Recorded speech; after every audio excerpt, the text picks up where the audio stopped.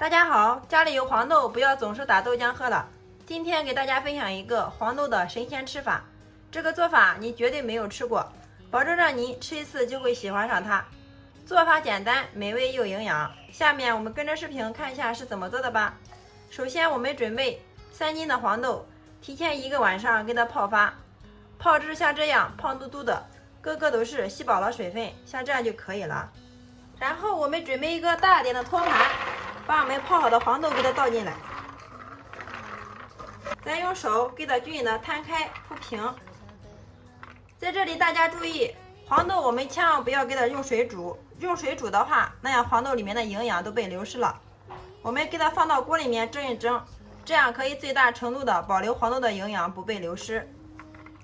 接下来我们给它放入蒸笼中，再把盖子盖上，设定时间25分钟，然后点开始。利用这个时间，我们准备3个红椒，去蒂之后改刀给它切成小圈，然后再稍微的给它拦上几刀。辣椒圈切好之后，然后给它倒在一个绞肉机里面。最后我们插上电源给它打成蓉。辣椒打好之后，我们给它倒在一个盘中备用。下面我又准备了适量的蔬菜料，半个洋葱给它切成细丝，适量的姜片，5、6个香菜给它洗干净，还有一把性感的小香葱。准备的大料有1把花椒、1段桂皮、5、6片香叶、3个八角给它掰碎，适量的小茴香。这个时候我们的黄豆也蒸好了，黄豆蒸到什么程度好呢？拿几个放到手上面，轻轻的一碾就能碾碎，像这样就说明可以了。接下来我们进锅上火，加入适量的食用油，这个油我们最好选择老油，因为用老油做出来的豇豆那样吃起来更香。倒进来之后，把我们准备好的蔬菜料放进来给它炸一下，大料也给它放进来炸一下，然后开小火慢慢的给它炸，炸出香味儿。我们一直炸至所有的蔬菜料表面颜色微微泛黄，像这个状态就可以了。然后用个罩里给它捞出来，不要捞出之后，把我们蒸好的黄豆倒进来给它炸一下，再用个铲子给它翻炒均匀。5分钟之后，我们一直把所有的黄豆给它炸至表面起虎皮色，像这个状态就可以了。这个时候，把我们切好的辣椒碎给它放进来，继续给它炒，炒出辣椒的香味，把辣椒里面的水分给它炒出来。然后用个铲子快速的给它翻炒均匀。等辣椒的水分完全炒出之后，这个时候我们往里面加入200克的甜面酱，30克的老冰糖，再加入2大勺蒜蓉辣椒酱，然后用铲子快速的给它翻炒均匀。这个熬豇豆的比例大家一定要记得哟，这可是我家祖传30年的老方法了。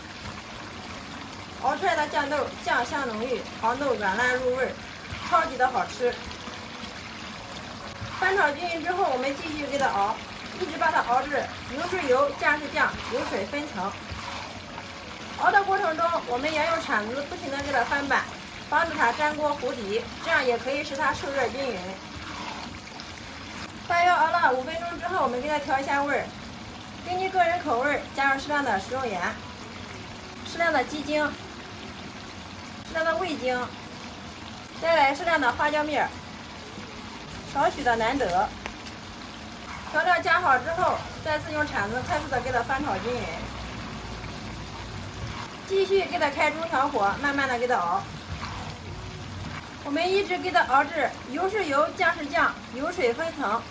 大家看一下，像这个状态就可以了，颜色非常的漂亮啊，酱红酱红的。